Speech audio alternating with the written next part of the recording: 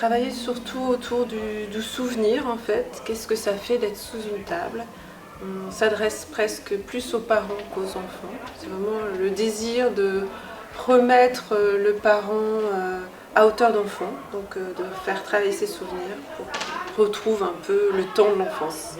Comme c'était une forme pour les tout petits, on s'est dit qu'il fallait absolument le temps de manipulation pour eux, pour qu'ils intègrent la forme aussi.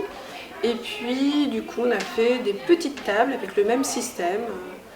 Donc, ils peuvent se raconter librement des histoires entre parents et enfants. Il y avait des petites tables où il y avait plein d'objets et on pouvait se mettre dessus et les enfants ils mettaient des objets comme ça, l'autre enfant il pouvait voir ce que l'autre enfant faisait aussi.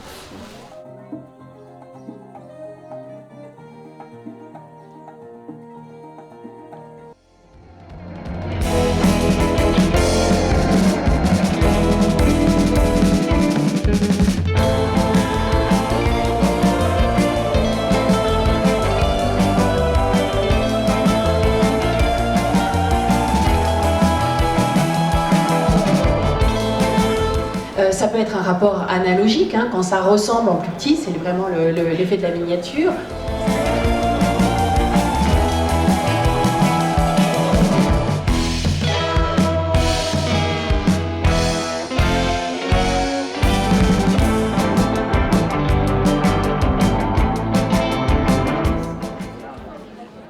Ce n'est pas parce que tu frottes que tu ne cours pas, Zénache.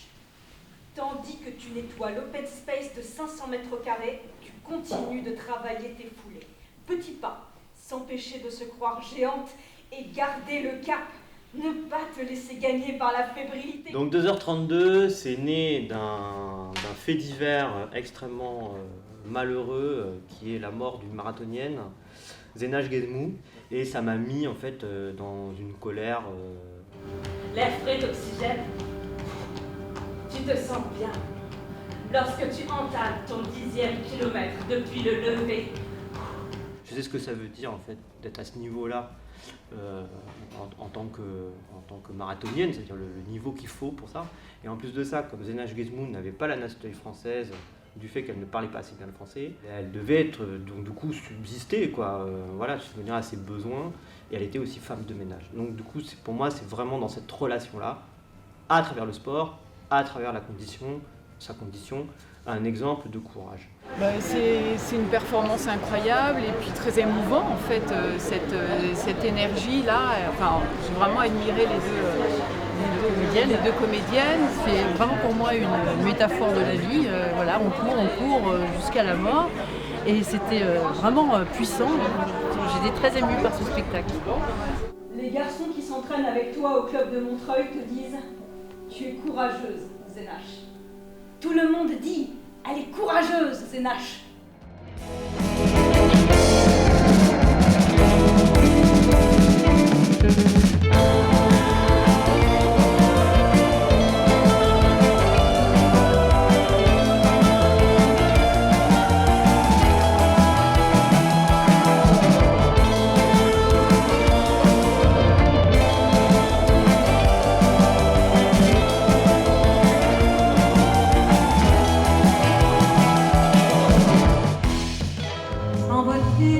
Sans pèlerine, mais avec un chagrin d'enfant, je suis restée orpheline. Que c'est bête, à 40 ans, c'est drôle. Donc Un beau jour, c'est un spectacle de la compagnie A que j'ai coécrit et co-mis en scène avec la compagnie. C'est un spectacle, c'est un portrait de Barbara, la chanteuse Barbara. Un portrait par touche qui permet, avec ses chansons, de raconter qui elle était et de mettre en avant son œuvre magnifique. Et donc le principe, c'est que sur scène sont diffusées les chansons de Barbara en live. Elle n'est pas là pour chanter, c'est des enregistrements bien sûr. Et chaque chanson est mise en scène à la manière d'un court-métrage marionnettique, avec des marionnettes, des objets, de la vidéo, pour raconter à chaque fois une petite histoire différente.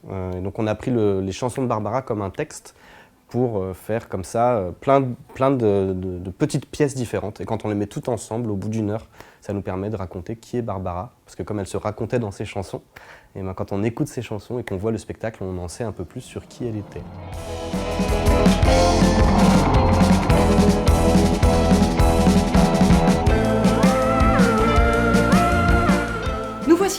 devant l'imaginaire de Widad. Widad est une adulte aujourd'hui, mais elle se souvient que lorsqu'elle était enfant, et que c'était la nuit, qu'elle était en voiture, elle pensait que la lune la suivait. Colis s'enfuit, changement de couleur. Colis s'enfuit, Sacha le suit. Colis s'enfuit, Sacha le suit, changement de couleur. Vert. Alors, on a collecté plein d'imaginaires qu'on appelle on aurait dit.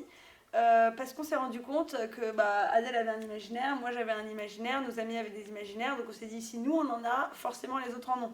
Donc on a demandé, les gens en avaient.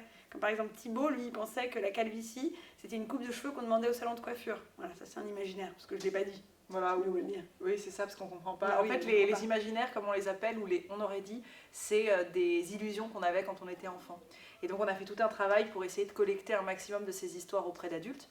Donc on a fait des micro-trottoirs, des ateliers, des 1000 choses pour en avoir un maximum. Donc on en a un maximum, et après on a trié, et on en a fait une exposition et une visite guidée de cette exposition qui est le spectacle, notre spectacle on aurait dit. Voilà, donc on peut visiter l'exposition comme ça, telle qu'elle, et voir plein de on aurait dit exposés partout sous forme d'illustrations, de vidéos, de dispositifs interactifs, voilà. Et on peut voir surtout la visite guidée, marionnettisée, théâtralisée de cette exposition. On aurait dit qu'on pourrait creuser et rejoindre la Chine. Moi aussi, je me suis dit ça quand j'étais enfant. À la fois, on peut en enfance, sur tout ce qu'on peut imaginer, sans limite, sans normes, sans standard. Ça, c'était extraordinaire. Et puis, beaucoup de plaisir parce qu'elles ont un humour extraordinaire, décapant.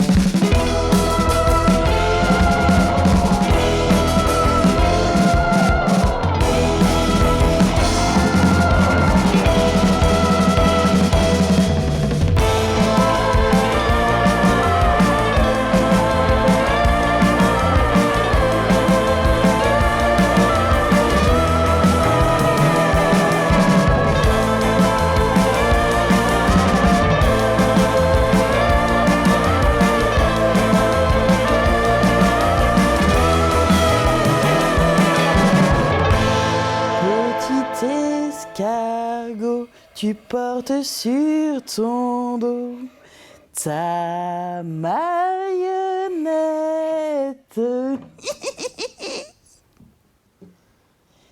Ciao, petit escargot, tu portes sur ton dos ta marionnette. Ciao.